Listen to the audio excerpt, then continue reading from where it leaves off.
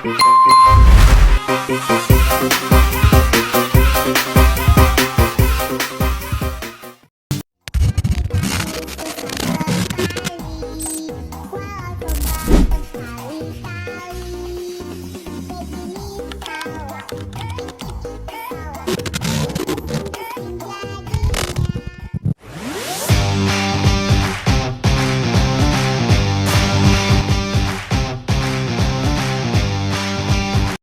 few moments later. Assalamualaikum warahmatullahi wabarakatuh. Yang saya hormati dosen pengampu mata kuliah Metodologi Studi Islam, Bapak Muhammad Abdul Malik MPD, izinkan saya untuk memperkenalkan diri.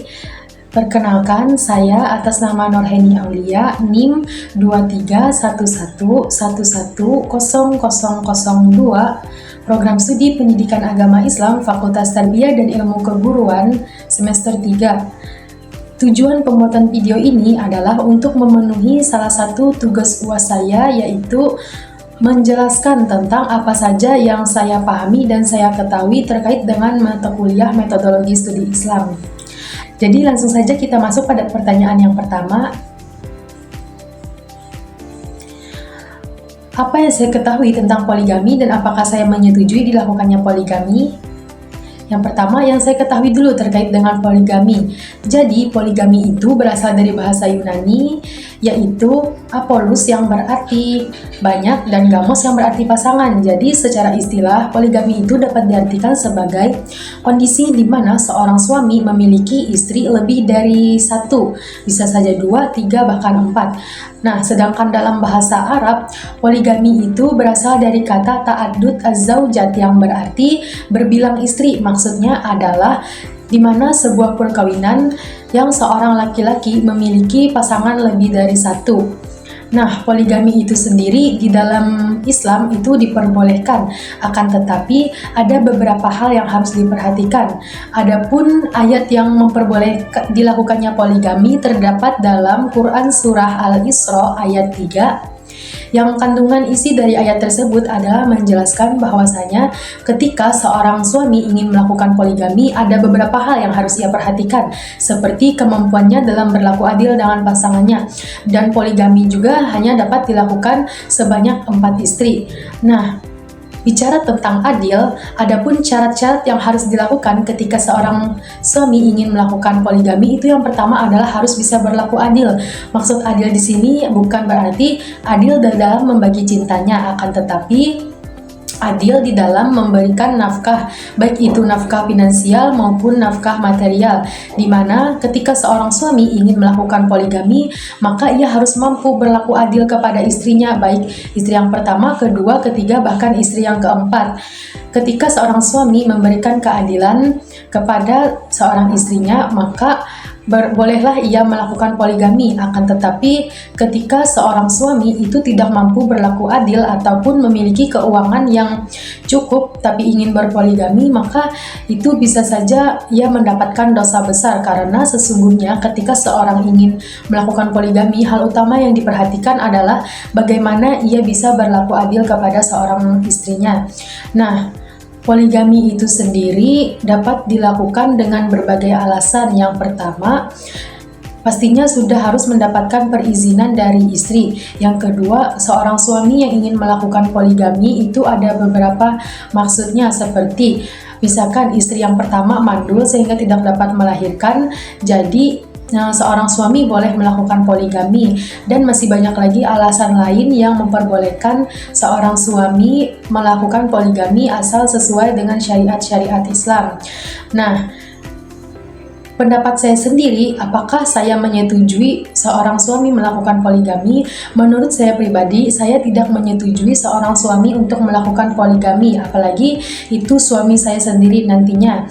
Karena sesungguhnya poligami itu sebuah perbuatan yang menurut saya menyakiti perasaan istri. Sebagai seorang istri yang dinikahi, pastinya ia ingin mendapatkan kasih sayang dari suaminya sepenuhnya.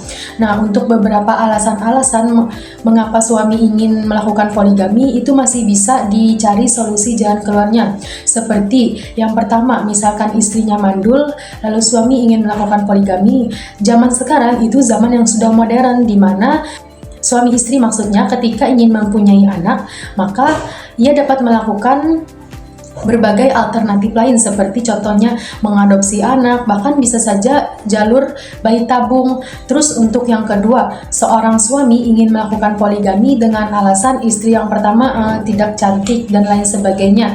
Sebenarnya seorang istri itu cantik di mata siapapun apabila seorang suami mampu merawat istrinya. Jadi ketika suami ingin melakukan poligami dengan alasan tersebut, maka alangkah lebih baiknya suami itu memberikan nafkah atau mempercantik istrinya saja. Poligami sendiri memang sudah ada sejak zaman Rasulullah SAW, akan tetapi pada zaman Nabi ada beberapa alasan mengapa Nabi melakukan poligami, bukan semata-mata karena nafsu. Masuk pada pertanyaan yang kedua.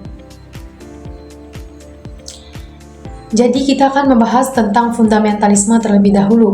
Nah, fundamentalisme itu adalah sebuah gerakan atau aliran di mana faham atau agama berusaha agar bisa kembali pada apa yang telah mereka yakini sebagai bentuk dari dasar atau aliran atau fundamental. Nah, kelompok fundamentalisme ini sendiri, mereka itu berusaha menarik masyarakat yang ada agar taat terhadap kitab-kitab suci yang otentik dan tidak ada kesalahan. Tidak hanya itu, kelompok fundamentalisme juga berusaha untuk menguasai kekuasaan demi mendesakkan kejayaan agar bisa kembali kepada tradisi mereka. Selanjutnya yaitu radikalisme. Menurut KBBI atau Kamus Besar Bahasa Indonesia, radikalisme itu adalah suatu paham atau aliran yang menghendaki terjadinya perubahan, baik itu perubahan berupa sosial maupun perubahan politik. Ketika menginginkan suatu perubahan, maka akan dilakukannya kekerasan demi mencapai perubahan tersebut. Kekerasan yang dilakukan itu dapat kekerasan yang berupa batu loncatan untuk menjustifikasi keyakinan tentang mereka yang dianggap benar. Berikutnya adalah terorisme. Terorisme itu adalah suatu tindakan atau kekerasan atau bahkan ancaman yang dilakukan dengan tujuan untuk mengintimidasi pihak lain demi tujuan politik. Nah, untuk terorisme ini sendiri dianggap sebagai kejahatan berbahaya karena terorisme merupakan sebuah kejahatan yang dilakukan secara sengaja dan terencana. Terorisme itu dilatar belakangi dengan motif ideologi, politik, dan paham lainnya. Masuk pada pertanyaan yang ketiga, apa sih itu feminisme? Jadi, feminisme itu adalah suatu gerakan yang berusaha untuk memperjuangkan kesetaraan hak antara laki-laki dan perempuan dalam berbagai aspek kehidupan, di mana gerakan ini berusaha untuk menentang budaya patriarki yang mendiskriminasikan perempuan. Budaya patriarki itu adalah suatu budaya di mana ia lebih mendominasikan laki-laki dibandingkan dengan perempuan, sehingga terjadi kesenjangan sosial antara laki-laki dan perempuan. Nah, dengan demikian, kesetaraan gender itu menuntut adanya kesamaan hak antara laki-laki dan perempuan. Seperti yang kita ketahui bersama bahwasanya zaman sekarang itu banyak sekali diskriminasi yang dilakukan, di mana di dalam kehidupan kita itu sudah ditanamkan mindset bahwasanya sejauh manapun perempuan menuntut pendidikan, ia tetap akan berada di dapur. Nah, hal tersebutlah yang perlu kita ubah, bahwasanya perempuan dan laki-laki itu memiliki kesamaan hak dalam berbagai hal. Laki-laki tidak hanya harus bekerja saja, akan tetapi banyak hal yang bisa dilakukan oleh laki-laki dan perempuan yang sama. Karena pada hakikatnya perempuan itu tugasnya hanya melahirkan, mengandung, dan menyusui. Selebihnya dapat dikerjakan baik laki-laki maupun perempuan. Dalam Islam, kesetaraan gender itu dapat didukung dengan norma-norma agama tanpa menentang ajaran-ajaran yang ada, di mana perempuan dapat berperan aktif di dalam lingkungan masyarakat tanpa mendiskriminasikan antara satu sama lain. Dengan demikian, adanya kesetaraan gender ini berusaha untuk menyetarakan antara laki-laki dan perempuan tanpa adanya diskriminasi satu sama lain. Nah, sikap saya sendiri terhadap adanya kesetaraan gender atau feminisme ini saya tidak sepenuhnya menolak, tidak sepenuhnya juga menerima. Ada beberapa hal yang saya terima dalam kesetaraan gender. Contohnya, kesetaraan gender dalam hal misalkan mengejar pendidikan, dalam bekerja, dalam mengurus rumah tangga. Nah, itu adalah suatu pekerjaan yang mana bisa dilakukan oleh laki-laki dan perempuan. Apabila kesetaraan gender dalam hal tersebut, saya mendukung. Akan tetapi, contoh kesetaraan gender, misalkan di mana perempuan ingin menjadi seorang imam atau memimpin sebuah majelis di mana itu dihadiri oleh yang dikhususkan untuk laki-laki. Nah, itu saya kurang mendukung. Maksud kesetaraan gender itu ada konteks-konteks tertentu yang memang bisa disetarakan antara laki-laki dan perempuan. Pertanyaan yang keempat, terkait dengan pendekatan sosiologi. Sosiologi itu adalah suatu cabang ilmu ilmiah yang mempelajari tentang kehidupan sosial masyarakat. Sosiologi bertujuan untuk meningkatkan pemahaman atau informasi yang berkaitan dengan hakikat, sebab akibat, tindakan, bahkan perilaku. Pendekatan dalam sosiologi itu terdiri dari 3. Yang pertama, pendekatan fungsional dan struktural. Yang kedua, pendekatan konflik. Dan yang ketiga, yaitu pendekatan interaksionisme dan simbolis. Dengan adanya pendekatan sosiologis ini, studi Islam tidak hanya mempelajari terkait dengan studi agama Islam saja, akan tetapi juga mempelajari tentang studi sosial kemasyarakatan. Berikutnya, terkait dengan fenomenologi.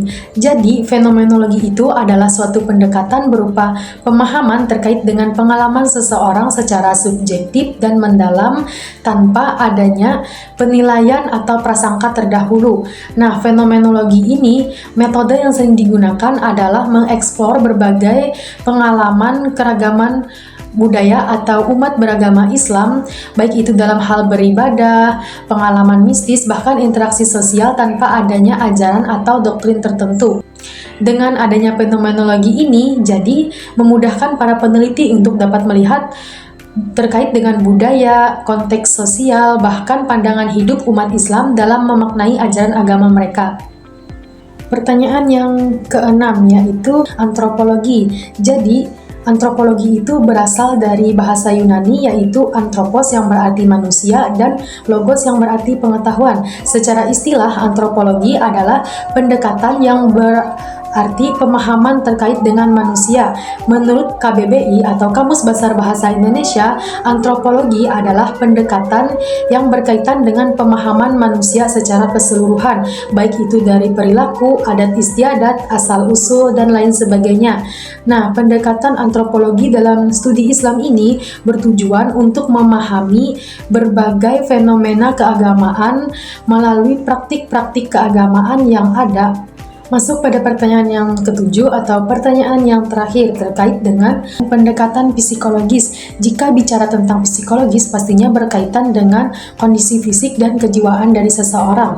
Nah, pendekatan psikologis itu adalah pendekatan yang bertujuan untuk melihat terkait dengan kondisi jiwa seseorang yang beragama. Pendekatan ini berpengaruh pada keadaan jiwa yang dimiliki oleh seorang manusia dan hubungannya dengan agama. Nah, untuk pendekatan psikologis ini terbagi menjadi 2. Yang pertama yaitu pendekatan struktural dan yang kedua yaitu pendekatan fungsional. Oke,